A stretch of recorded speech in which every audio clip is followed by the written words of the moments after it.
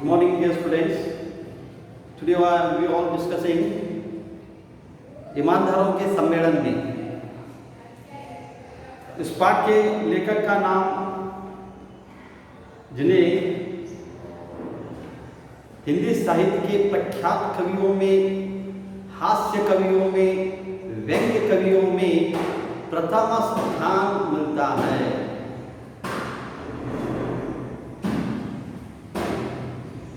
निज रूप अगर हम साहित्य में देखें तो हमें ज्ञात होगा, समस्त हिंदी साहित्य में अगर किसी ने व्यंग्य भाव को विस्तार किया है तो वो हैं हरिशंकर परसाई जी। इनका जन्म मध्य प्रदेश के जमानी नामक गांव में 22 अगस्त 1924 को हुआ था। इनसे संबंधित समस्त लेखक परिचय हम तत्वज्ञान के माध्यम से आप तक अवश्य पहुंचाएंगे। अब हम इनसे रचित एक हास्यमय व्यंग्य रचना ईमानदारों के सम्मेलन में इस पर विचार विमर्श करने वाले हैं। पाठ के आरंभ से पूर्व हमें शब्दों के स्वरूप का परिचय होना अनिवार्य है, क्योंकि पाठ की निज व्यवस्था अगर कहीं निहित है तो है शब्दों में। कतई यंदिगु भ्रम भ्रमे कल्पने, लगभग कनिष्ठ किराया बाड़िए, मुझसे ननगे अदला बदली अदलू बदलू।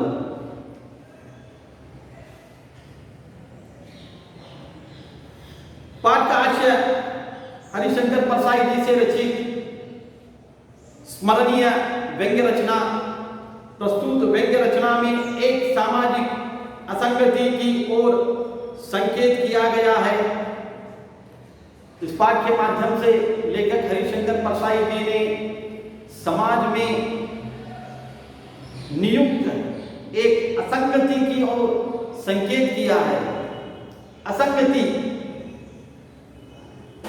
जहां पर दुर्व्यवहार व्यक्त होता हो, जहां पर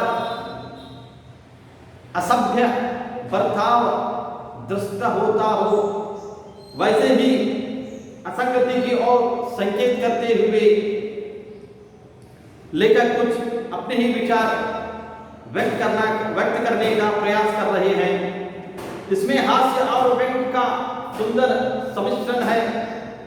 इस चित्र में हास्य और व्यंग्य का सुंदर सम्मिश्रण है। सम्मिश्रण उस पदार्थ को, उस विधान को कहते हैं जहां पर एक रूप के भीतर दो रंग हो, उसे सम्मिश्र कहते हैं। हास्य शब्दों के प्रयास से होने वाले भाव को कहते हैं।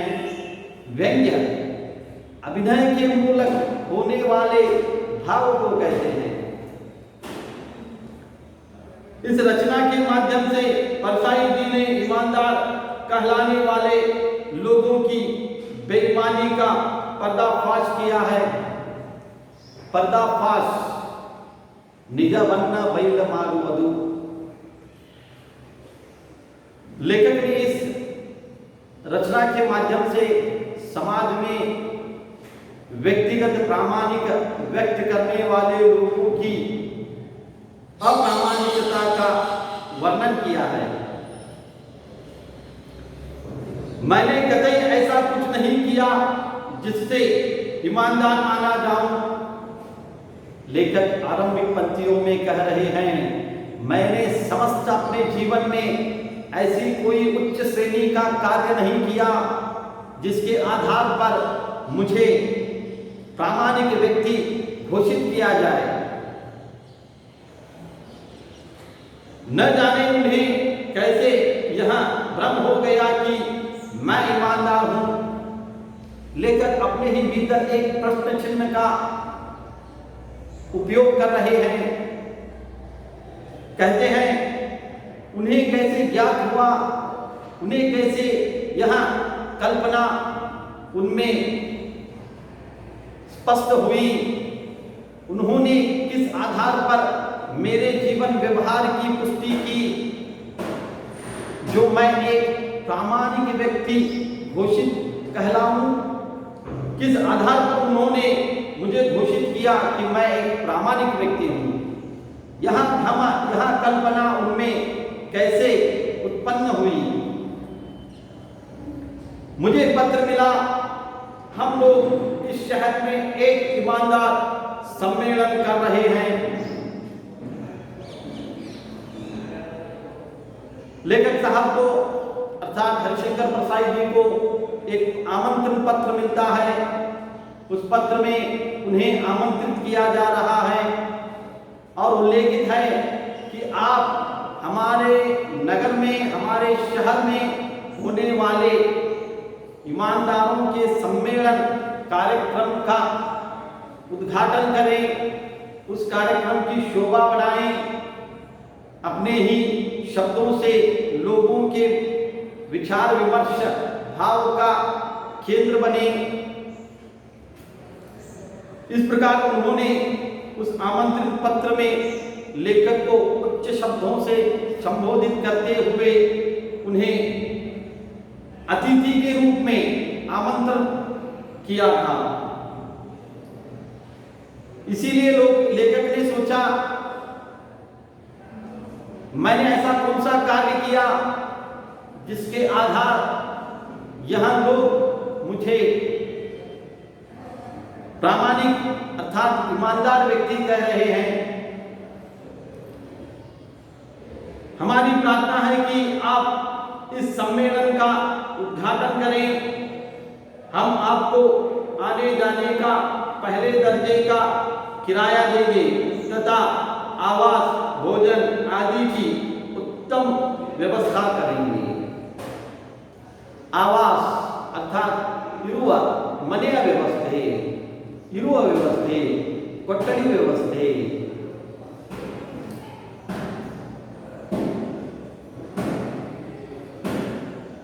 पहले दर्जे का अर्थात एक्सप्रेस ट्रेन ವೇಗವಾಗಿ ಚಲಿಸುವ ಆ ರೇಲಗಾಡಿನಲ್ಲಿ ಬರುವಂತ ಮೊದಲನೇ ದರ್ಜೆ ಅಂದ್ರೇನು ಬುಕಿಂಗ್ ರಿಸರ್ವೇಶನ್ ಇದಕ್ಕೆ ಮೊದಲನೇ ದರ್ಜೆ ಅಂತಾರೆ. ದ್ವಿತೀಯ ದರ್ಜೆ ಪ್ಯಾಸೆಂಜರ್ ನಿಂತು ಬರಬೇಕು, ಟಿಕೆಟ್ ತೆಗೆದು ಅದರಲ್ಲಿ ಕೂತು ಬರಬೇಕು. ಇದಕ್ಕೆ ಪ್ಯಾಸೆಂಜರ್ಗೆ ದ್ವಿತೀಯ ದರ್ಜೆ ಅಂತಾರೆ. लेखक को प्रथम दर्जे के आने जाने की व्यवस्था की गई, रहने की व्यवस्था की गई, भोजन और अतिरिक्त उत्तम व्यवस्था में उनकी आगमन की व्यवस्था होने लगी। आपके आगमन से आपके आगमन से ईमानदारों तथा उदयमान ईमानदारों को बड़ी प्रेरणा मिलेगी। ನಿಮ್ಮ ಬರುವುದರಿಂದ ವೃದ್ಧ ವ್ಯಕ್ತಿಗಳು, ವಯಸ್ಸಾದಂಥ ವ್ಯಕ್ತಿಗಳು ಅಷ್ಟೇ ಅಲ್ಲ, ಯುವಕರಿಗೂ ಸಹ ಒಂದು ಸಾಮಾಜಿಕ ಮಾನವೀಯ ಪ್ರೇರಣೆ ಸಿಗಬಹುದು. ಆದ್ದರಿಂದ ತಾವು ಬಂದು ಈ ಸಭೆ ಉದ್ದೇಶಿಸಿ ಎರಡು ಮಾತನ್ನು ನುಡಿಯಬೇಕು. मैं गया ಪತ್ರ ಸಿಕ್ಕಿದ ನಂತರ ಲೇಖಕರ ವರ್ಣನೆಯನ್ನು ನೋಡಿದ ತಕ್ಷಣ ಲೇಖಕರ ಮನಸ್ಸಿನಲ್ಲಿ ಬಂತು, ಏನೇ ಆಗಲಿ ಅಲ್ಲಿ ಹೋಗಿ ಬರಬೇಕು. इस विचारधारा से लेकर वहां पर पयन करते हैं। लेकिन आदरे बट हल्बिया कहता हूं, हल्बिया यह एक उर्दू शब्द है, इसका तात्पर्य निजवागी, निज रूप से कहता हूं कि ईमानदारी के लिए नहीं गया। मैं वहां गया, मैंने वहां प्रवेश किया, परंतु प्रामाणिक दृष्टि से मैं वहां नहीं गया। मैं गया वहां पर क्योंकि मेरे भीतर भी एक लालच थी। देखिए लेखक के मन में किस तरह से भाव उभरते हैं। ईमान से मुझे कुछ लेना देना नहीं। ईमान मीन्स ನಂಬಿಕೆ ನಂಬಿಕೆಗೆ ಈಮಾನ್ ಅಂತಾರೆ. ಲೇಖಕರು ಅಂತಾರೆ, ನಾನು ಅಲ್ಲಿ ಹೋದೆ, ಆದರೆ ನಾವೊಬ್ಬ ಪ್ರಾಮಾಣಿಕ ವ್ಯಕ್ತಿ ಇದ್ದೇನೆ, ನಾವೊಬ್ಬ ಶ್ರೇಷ್ಠ ವ್ಯಕ್ತಿ ಇದ್ದೇನೆ, ನಾವೊಬ್ಬ ಆದರ್ಶ ವ್ಯಕ್ತಿ ಇದ್ದೇನೆ, ಇದನ್ನು ಗೋಚರಿಸುವ ಉದ್ದೇಶದಿಂದ ನಾನು ಅಲ್ಲಿ ಹೋಗಲಿಲ್ಲ. ನಾನು ಹೋಗುವ ಉದ್ದೇಶ ಬೇರೆ ಇತ್ತು. ನನಗೆ ನಂಬಿಕೆ ವಿಶ್ವಾಸದಿಂದ ಏನು ತೆಗೆದುಕೊಳ್ಳುವುದಿಲ್ಲ. ನನಗೆ ನಂಬಿಕೆ ವಿಶ್ವಾಸದ ಜೊತೆ ಸಂಬಂಧ ಇಲ್ಲ. ईमान ಇದು अरबी शब्द। ईमान मीन्स नंबिके विश्वास। मैं यहाँ हिसाब लगाकर गया कि दूसरे दर्जे में जाऊंगा और पहले का किराया लूंगा। लेखक वहां का प्रयाण करते हैं, परंतु प्रामाणिक व्यक्ति की दृष्टि से नहीं, आदर्शता के भाव से नहीं। वहां उन्होंने उस प्रयाण के किराए को बचाने की दृष्टि से पयन किया था, क्योंकि लेखक ने हिसाब लगाया। ಲೆಕ್ಕ ಹಚ್ಚಿದ್ರು ಅವರು. ಏನು ಲೆಕ್ಕ ಮಾಡಿದ್ರು? ರಿಸರ್ವೇಶನ್ ಮಾಡಿದ್ರ ಬರುವ ಹೋಗುವಂತ ರಿಸರ್ವೇಶನ್ ಮಾಡಿದ್ರ ಮೊದಲನೇ ದರ್ಜೆಯಲ್ಲಿ ಹೋದ್ರ ಹಣ ದುಬಾರಿಯಲ್ಲಿ ಹಣ ದುಬಾರಿಯಾಗಿ ಖರ್ಚಾಗ್ತೈತಿ. ಆ ದುಬಾರಿ ಹಣ ಖರ್ಚು ಮಾಡುವ ಬದಲಿ ನಾನು ದ್ವಿತೀಯ ದರ್ಜೆ ಅಂದ್ರೆ ಪ್ಯಾಸೆಂಜರ್ ಟಿಕೆಟ್ ಕೈಯಿಂದ ತೆಗೆದು ಅಲ್ಲೇ ನಿಂತು ಅಥವಾ ಆ ಟ್ರೈನಲ್ಲಿ ಕೂತು ಅಲ್ಲೇ ಪ್ರಯಾಣ ಮಾಡಿ ಅಲ್ಲೇ ಹೋದರೆ ನನಗೆ 150 ರೂಪಾಯಿ ಉಳಿತಾವೆ. ಸೊ ಆ 150 ರೂಪಾಯಿ ಉಳಿಸುವ ದೃಷ್ಟಿಕೋನದಿಂದ ನಾನು ಆ ಸಭೆಗೆ ಹೋದೆ, ಆ ಕಾರ್ಯಕ್ರಮಕ್ಕೆ ತೆರಳಿದೆ.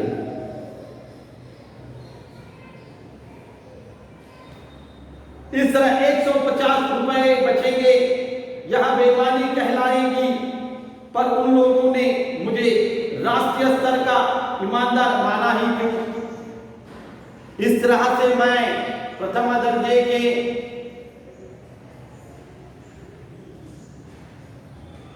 बदले दूसरे दर्जे में अगर मैं प्रयाण करूंगा तो मुझे कुल 150 रुपए बचेंगे। इस तरह की गतिविधि से मैं बेईमान हो जाऊंगा। तो किस आधार पर उन्होंने मुझे राष्ट्रीय स्तर का प्रामाणिक व्यक्ति मानकर आमंत्रण पत्र के माध्यम से मुझे संबोधित क्यों कर रहे हैं? फिर लेखक वहां का प्रयाण करते हैं, उस नगर में प्रवेश करते हैं। जैसे ही रेलगाड़ी उस नगर के निर्धारण पर रुकती है, अर्थात प्लेटफॉर्म पर रुक जाती है, तो लेखक उस प्लेटफॉर्म पर उतरते हैं। तो वहां पर उनका भव्य स्वागत होता है। स्टेशन पर मेरा खूब स्वागत हुआ। लगभग 10 बड़ी फूल मालाएं पहनाई गई। ಲೇಖಕರು ಆ ರೇಲ್ಗಾಡಿ ನಿಲ್ದಾಣಕ್ಕೆ ಇಳಿದ ನಂತರ ಅಲ್ಲಿರುವಂತಹ ಸಭೆ ಕಾರ್ಯಕರ್ತರು, ಆ ಸಭೆಯ ಮುಖ್ಯಮಂತ್ರಿ, ಆ ಸಭೆಯ ವ್ಯವಸ್ಥಕರು ಎಲ್ಲರೂ ಬಂದು ಕೂಡುತ್ತಾರೆ. ಲೇಖಕರ ಭವ್ಯ ಸ್ವಾಗತವನ್ನು ಮಾಡ್ತಾರೆ. ದೊಡ್ಡ ದೊಡ್ಡ ಹೂಮಾಲೆಗಳಿಂದ ಲೇಖಕರ ಸ್ವಾಗತ ಆಗುತ್ತದೆ. 8-10 ಮಾಲೆಗಳಿಂದ ಲೇಖಕರ ಸ್ವಾಗತ ಆಗುತ್ತದೆ. सोचा आसपास कोई माली होता तो फूल मालाएं भी बेच लेता। लेखक के मन में फिर से एक लालच, एक लोभ उत्पन्न होता है। लेखक फिर से विचार करते हैं, अगर आसपास फूल माली अंदर हूविन माले मारुವಂತ व्यक्ति अगर वहां माली होता तो मैं उसे यहाँ मालाएं बेचता और उससे पैसे लेता। आसपास यहां एक युग्म शब्द है जो वार्षिक परीक्षा से 1 अंक के लिए सूचित है। जो समस्त यहां प्रश्न 2 अंक के लिए प्रश्न रूप से पूछा जाएगा। फिर आगे लेकर होटल जाते हैं। मुझे होटल के एक बड़े कमरे में ठहराया गया। मेरे कमरे के बाएं और सामने 2 हॉल थे। बाएं ಲೆಫ್ಟ್ ಸೈಡ್ ಲೇಖಕರು ಆ ಊರಿನ ದೊಡ್ಡ ಹೋಟೆಲ್ ಕರೆದುಕೊಂಡು ಹೋದ ನಂತರ ಅಲ್ಲಿ ಇರುವಂತ ವ್ಯವಸ್ಥೆ ಮಾಡುತ್ತಾರೆ. ಲೇಖಕರ ಆ ಹೋಟೆಲ್ನ ಲೇಖಕರು ಯಾವ ಕೋಣೆ ಒಳಗ ಇರುವಂತೆ ವ್ಯವಸ್ಥೆ ಮಾಡುತ್ತಾರೋ ಆ ಕೋಣೆಯ ಲೆಫ್ಟ್ ಸೈಡ್ ದೊಡ್ಡ ಹಾಲ್ ಇರುತ್ತದೆ ಮತ್ತು ಆ ಕೋಣೆ ಎದುರುಗಡೆಯೂ ಸಹ ಒಂದು ಹಾಲ್ ಇರುತ್ತದೆ. ಸೊ ಒಟ್ಟಿನಲ್ಲಿ ಲೇಖಕರ ಕೋಣೆ ಎದುರುಗಡೆ ಮತ್ತು ಬಲಗಡೆ 2 ಹಾಲ್ ಇರುವಂತೆ ವ್ಯವಸ್ಥೆ ಮಾಡಿರ್ತಾರೆ. जिनमें लगभग 30-35 प्रतिनिधि ठहरे थे. ಒಟ್ಟಿನಲ್ಲಿ ಅಲ್ಲಿ ಆ 2 ಹಾಲ್ನಲ್ಲಿ 30 ರಿಂದ 35 ಪ್ರಾಮಾಣಿಕ ವ್ಯಕ್ತಿಗಳನ್ನು ಇರುವಂತೆ ವ್ಯವಸ್ಥೆ ಮಾಡಿರುತ್ತಾರೆ. प्रतिनिधि डेलीगेट. मेरे 2 ईमानदार साथी भी मेरे ही कमरे में आ गए. मैंने सोचा ताला लगाया जाएगा. ताला मीन्स बीघर. लेखक के कमरे में 2 और प्रामाणिक व्यक्ति प्रतिनिधि थे जहां पर लेखक की निवास व्यवस्था की गई थी. फिर लेखक ने सोचा अगर मैं कमरे को ताला लगा दूंगा तो इन दोनों व्यक्तियों को परेशानी होगी, तकलीफ होगी. इसलिए लेखक ने उस कमरे को बिना ताला लगाए ऐसे ही छोड़ दिया. तो इन्हें तकलीफ होगी, तकलीफ तोंदरे. मैंने ताला नहीं लगाया. उद्घाटन शानदार हुआ. मैंने लगभग 1 घंटे का भाषण दिया. कोनेಗೆ ಬೀಗ ಲೇಖಕರು ಬೀಗ ಹಾಕದೆ ಹಾಗೆ ಆ ಕಾರ್ಯಕ್ರಮದ ಉದ್ಘಾಟನೆ ಮಾಡುತ್ತಾರೆ. ಕಾರ್ಯಕ್ರಮ ಉದ್ಘಾಟನೆ ನಡೆದ ನಂತರ ಭವ್ಯವಾದಂತಹ ಕಾರ್ಯಕ್ರಮ ಆದ ನಂತರ ಆ ಕಾರ್ಯಕ್ರಮದಲ್ಲಿ ಕುಳಿತಂತ ಎಲ್ಲ ವ್ಯಕ್ತಿಗೆ ಕಾರ್ಯಕ್ರಮಕ್ಕೆ ಸಂಬಂಧಪಟ್ಟಂತ ಕೆಲವೊಂದು ಉಪದೇಶಗಳನ್ನು ನೀಡುತ್ತಾರೆ. ನಿರಂತರ 1 ಗಂಟೆ ತನಕ ಆ ಕಾರ್ಯಕ್ರಮ ನಡೆಯಿತು. ಕಾರ್ಯಕ್ರಮ ಮುಗಿದ ನಂತರ ಜನರು ತಮ್ಮ ತಮ್ಮ ಸ್ಥಾನಕ್ಕೆ ತೆರಳುತ್ತಾರೆ. ಆ ಲೇಖಕರು ವೇದಿಕೆ ಕೆಳಗೆ ಇಳಿಯುತ್ತಾರೆ. लोग जा चुके थे. मैं था मुख्य अतिथि. मुझसे लोग बातें कर रहे थे. मैं चलने लगा तो चप्पल पहनने गया. देखा मेरी चप्पलें गायब थी. नई और अच्छी चप्पलें थी. लेखक जैसे ही अपना भाषण समाप्त करते हैं, कार्यक्रम संपूर्ण होता है. लोग अपने अपने निवास चले जाते हैं. कुछ लोग आते हैं. युवा व्यक्ति आकर लेखक से विचार विमर्श करते हैं ईमानदारी शब्द पर. फिर लोगों से विचार विमर्श के उपरांत लेखक अपनी चप्पलों के पास आते हैं. देखते हैं कि उनकी चप्पलें वहां पर नहीं हैं. तो लेखक को आश्चर्य होता है. कार्यक्रम के आरंभ से पूर्व मैंने अपनी चप्पलों को यहीं छोड़ा था, परंतु अब नहीं है. दृष्टिहीन हो गई हैं. कहां हैं? अब कहां? वहां एक जोड़ी फटी पुरानी चप्पलें बची थी. लेखक ने जहां पर अपनी चप्पलें छोड़ी थी उसी स्थान पर उन्होंने एक फटी पुरानी चप्पल देखी जो किसी अन्य व्यक्ति की थी. मैंने उन्हें ही पहन लिया.